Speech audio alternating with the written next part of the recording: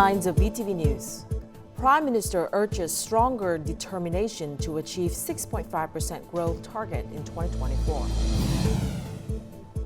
International experience in human resource training for semiconductor. And later on, our latest updates on the earthquake in Taiwan of China, the strongest earthquake in 25 years that kills at least 9 people.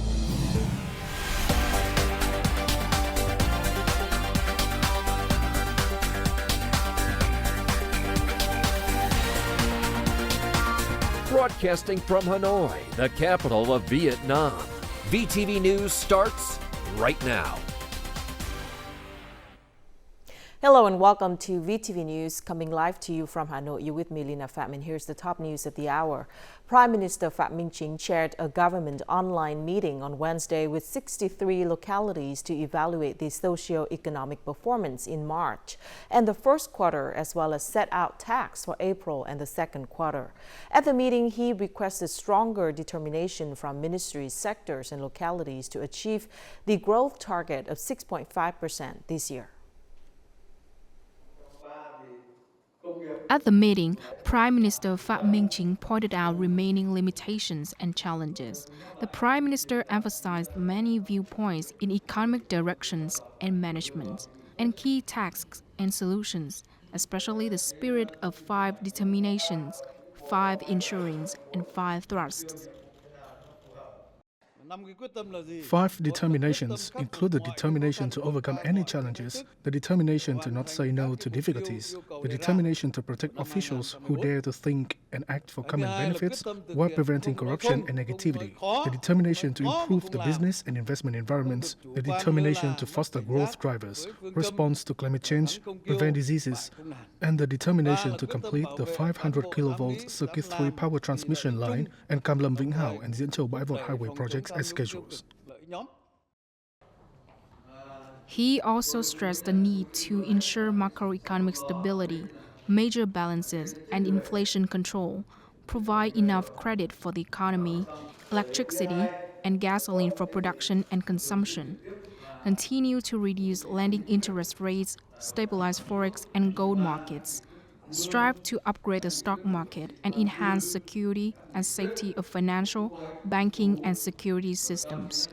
He urged relevant agencies to ensure healthy, open, and transparent development of all types of markets, promote the development of new markets such as carbon credit and data markets, and ensure conditions for implementing the new salary regime. In addition, he asked to facilitate economic growth in all fields, mobilize all resources into production and business, foster 3 strategic breakthroughs, facilitate foreign affairs and international integration, and boost the application of science, technology, innovation, startup, and national digital transformation.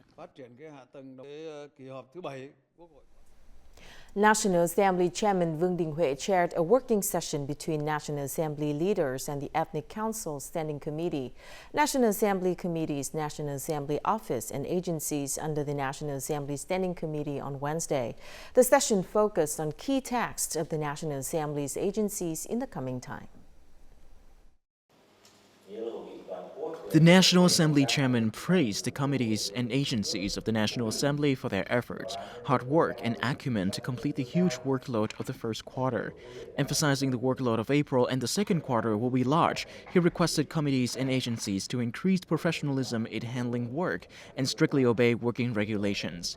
In addition, he asked for smooth coordination between agencies of the National Assembly and between those agencies and other agencies, giving priority to important events of the country and the National Assembly in the coming months.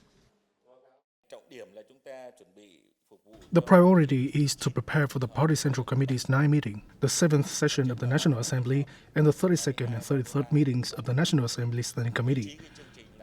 The agenda must be thoroughly built.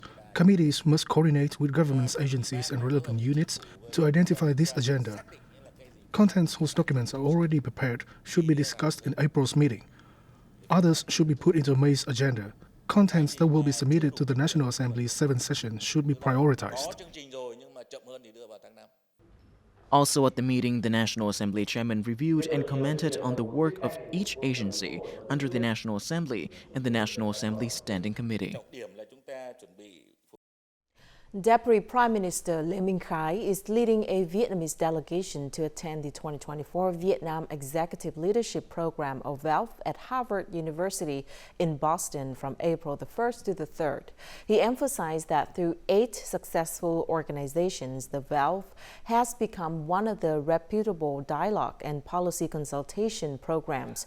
It has helped create exchanges and dialogues to deepen understanding, coordinate trust, and open up plenty of practical cooperation opportunities between Vietnam and the United States.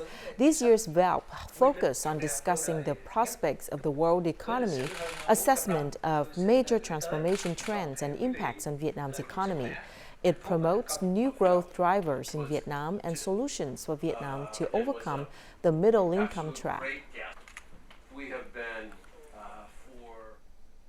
The biggest challenge of the semiconductor industry is the shortage of high-quality human resources.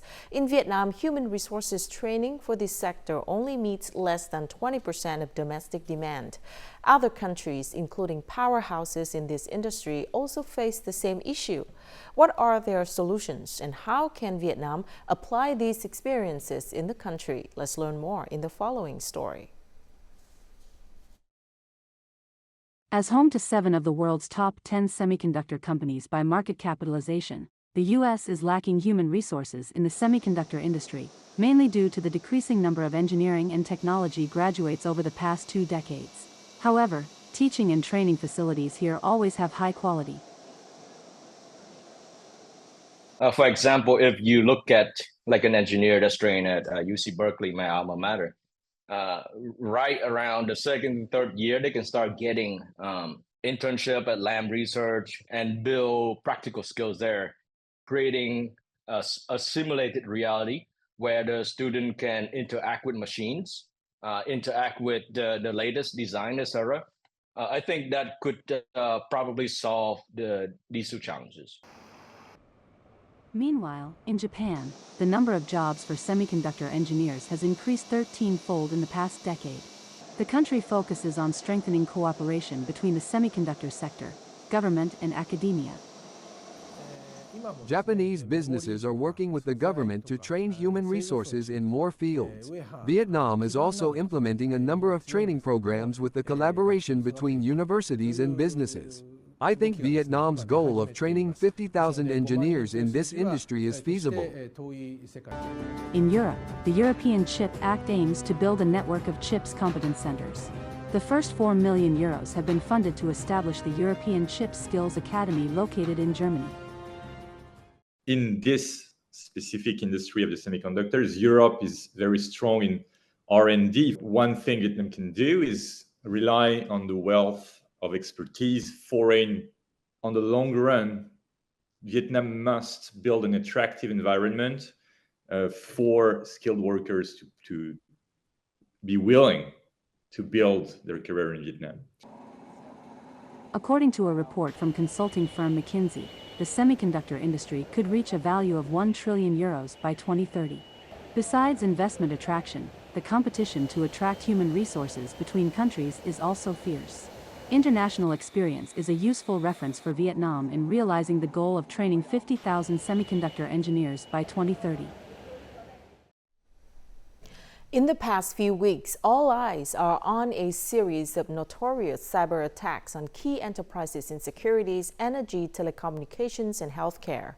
The most recent is the data encryption or ransomware attacks on VN Direct Securities Joint Stock Company and Vietnam Oil Corporation. Once again, these incidents have triggered a stark warning on cyber safety. Recent investigations into ransomware attacks targeting businesses reveal that the tactics employed by the perpetrators are highly sophisticated and pose significant risks. The assailants targeted crucial business data and held them for ransom. The Ministry of Public Security has consistently advised victims against giving the perpetrators what they want. Once we compromise with ransom requests, our data system will become even more susceptible to attacks. Discovered tactics involve planting hidden malicious codes on a chosen network of data, gathering data daily, and accessing risk factors associated with them before deciding on the most vulnerable target.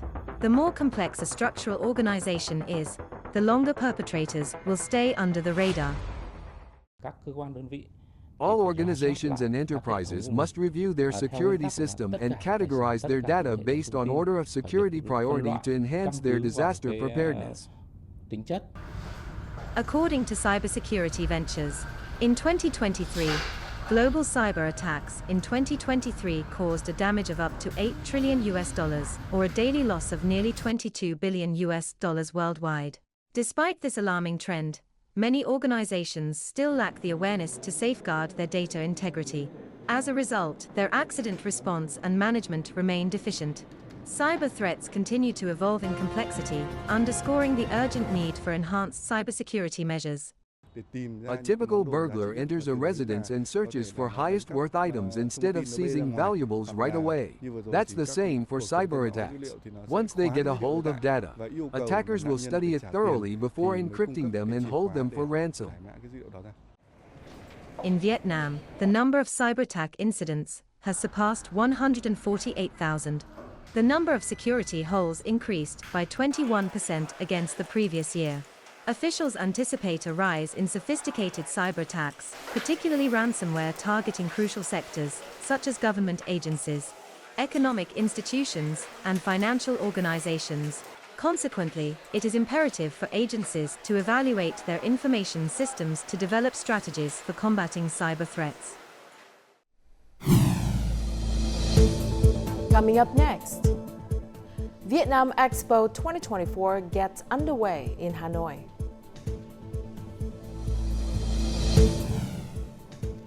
And more efforts made to deliver clean water to rural areas.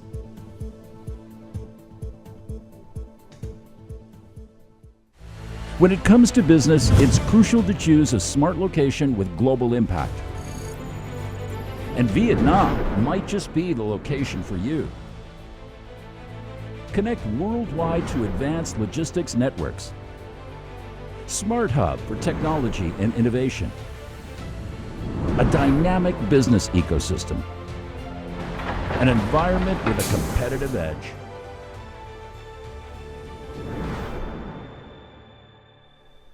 You're watching VTV News. The 33rd Vietnam International Trade Fair Vietnam Expo 2024 officially opened in Hanoi on Wednesday, attracting the participation of over 480 businesses from 16 countries and territories worldwide.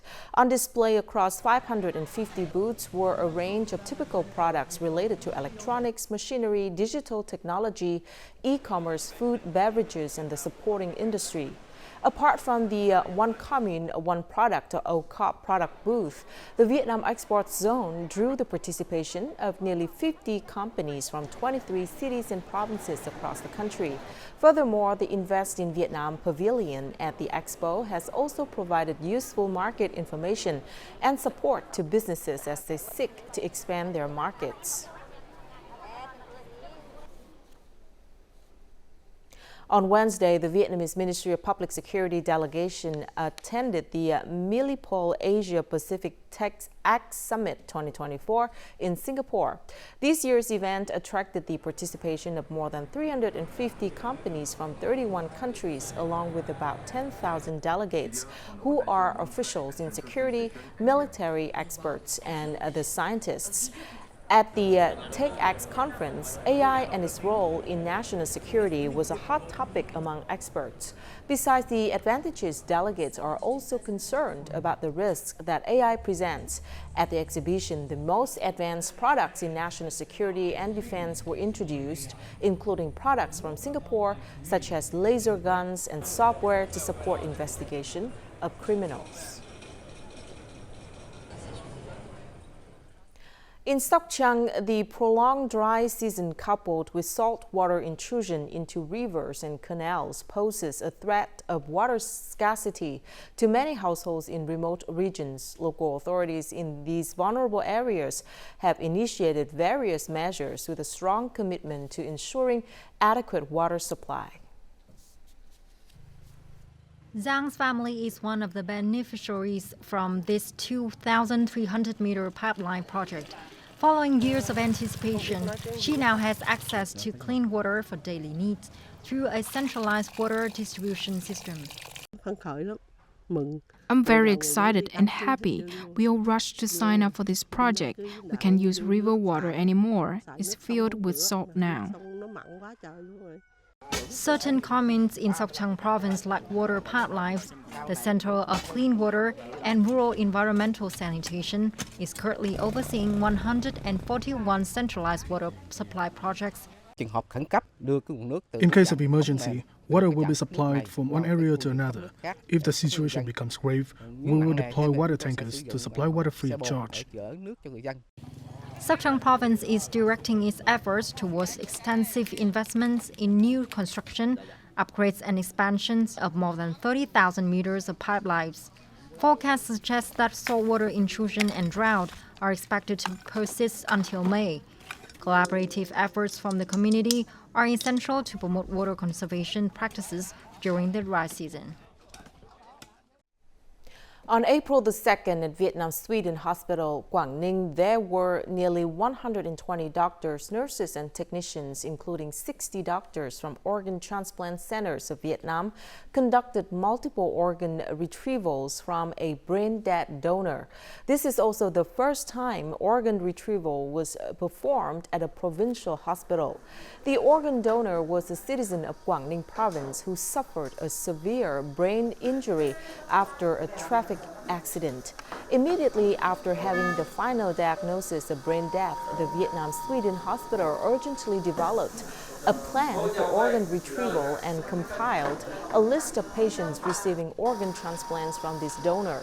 7 other ailing patients were saved thanks to the donated organs.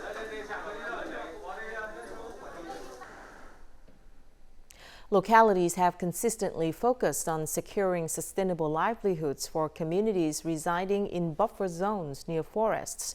When these communities thrive, they can contribute more effectively to forest conservation. Yên Trị Commune, one of the 14 communes in Cúc Phương National Park's buffer zone, has implemented a tourism model to address this concern. Yên Trị Commune creates new livelihoods for locals through the development of tourism, which includes accommodation and experiences. In addition to improving community infrastructure towards a greener and cleaner environment, many households have invested in homestays for guests.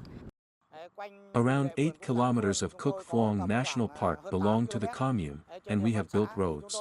We have also planted indigenous trees to ensure biodiversity and beautify the scenery. We then introduced various jobs to the locals, aiming to build a multi-layered economy from the forest. Yên Trị Commune is known for its many valuable medicinal plants and remedies. The community has allocated a 30-hectare area for the cultivation of medicinal plants. Presently, there are 2 cooperatives in the area that process these medicinal herbs into products for tourists.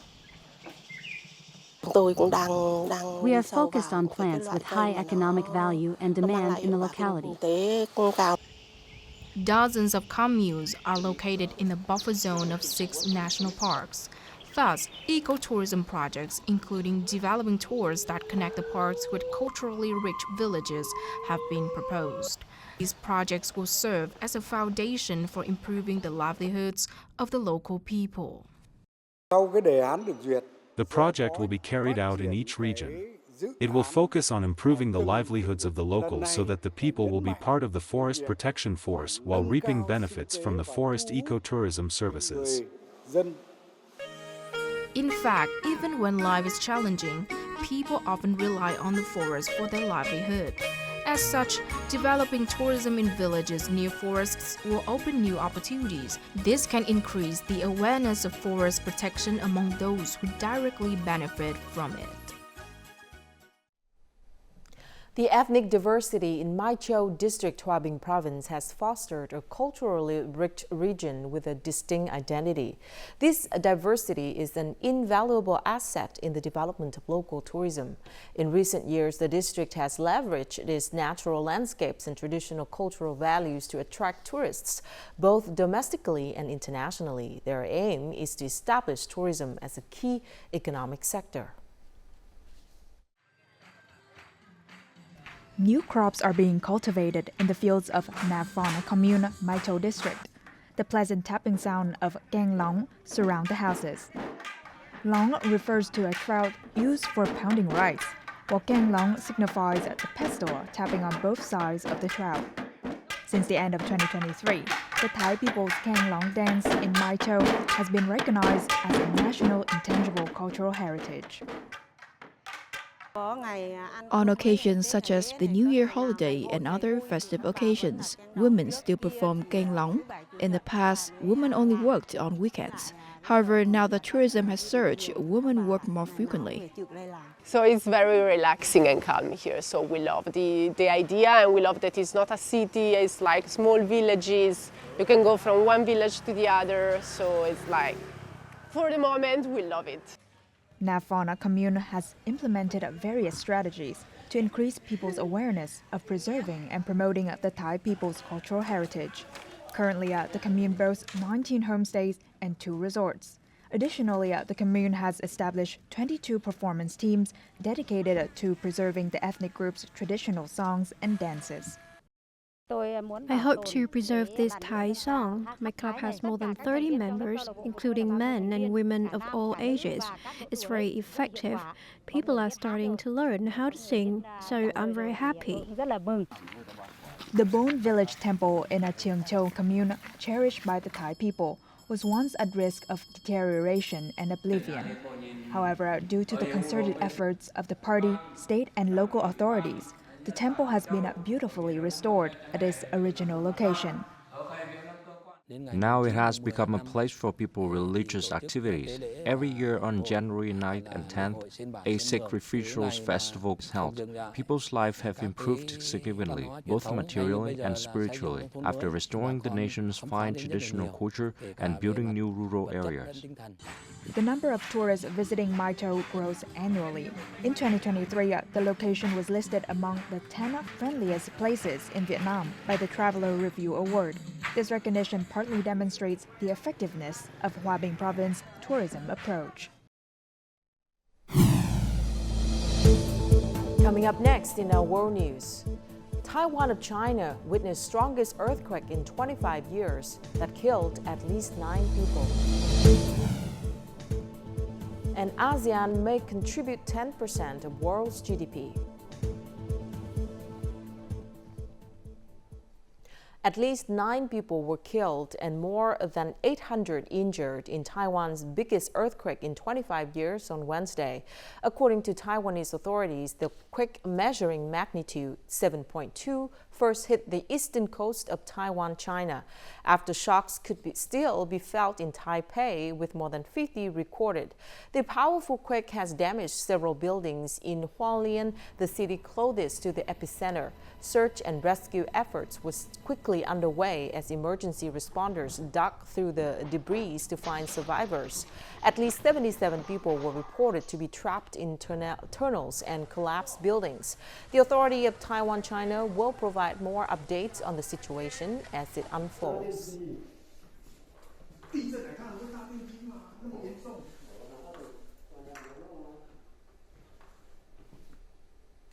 There has not been any information on casualties related to Vietnamese people in strong earthquakes and aftershocks that hit Taiwan, China on April the 3rd, according to the Vietnam Economic and Cultural Office in Taipei. The Ministry of Foreign Affairs has directed the office to quickly contact local authorities and representatives of the Vietnamese community to get information and promptly respond to the situation. At the same time, the ministry has also instructed Vietnamese representative agencies in Japan and the Philippines to prepare citizen protection plans as the governments of these countries issued tsunami warnings. Now, ASEAN is poised to make up 10% of global GDP this year. This forecast was made by the International Monetary Fund, or IMF, at the high-level seminar on regional economic development. Joined by the bloc's central banks, IMF said ASEAN has emerged as a dynamic economic region and a bright spot in the global economy. Governors of ASEAN's central banks believe that the region's banking industry is capable of exponential growth amid global headwinds if mutual cooperation is achieved.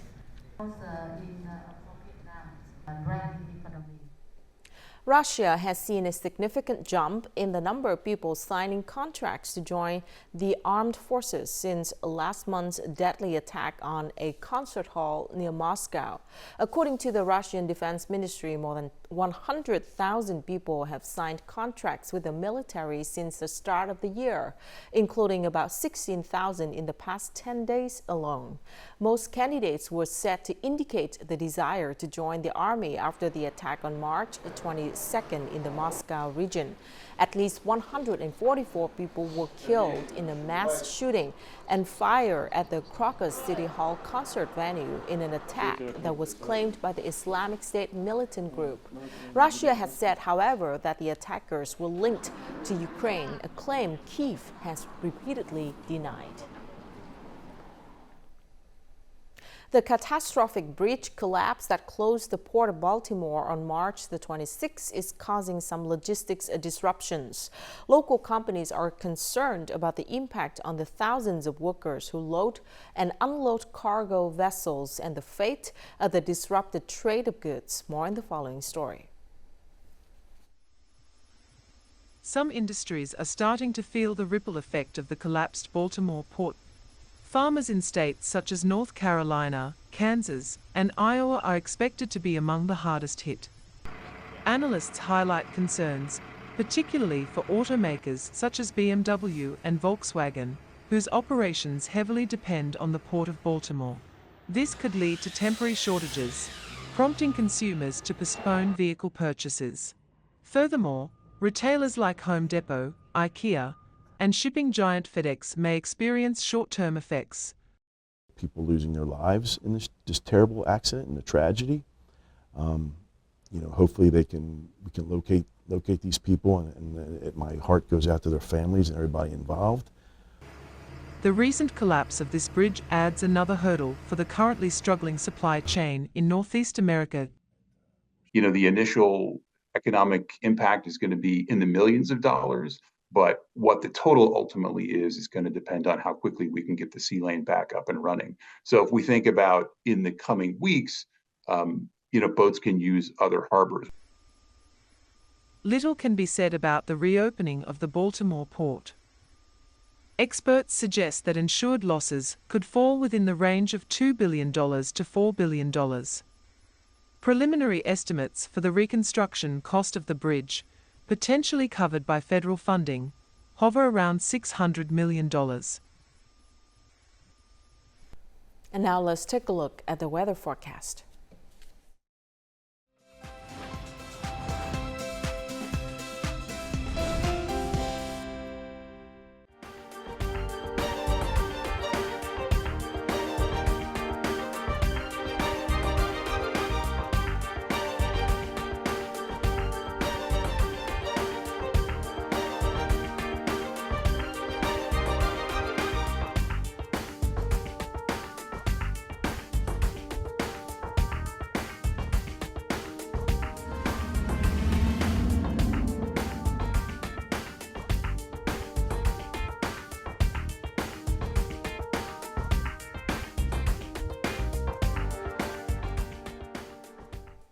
And that's it for this edition of VTV News. Thank you very much for watching. To rewatch our program, you can download VTVgo from App Store or Google Play, or tune in our YouTube channel at youtube.com/VTV4Go. Goodbye for now.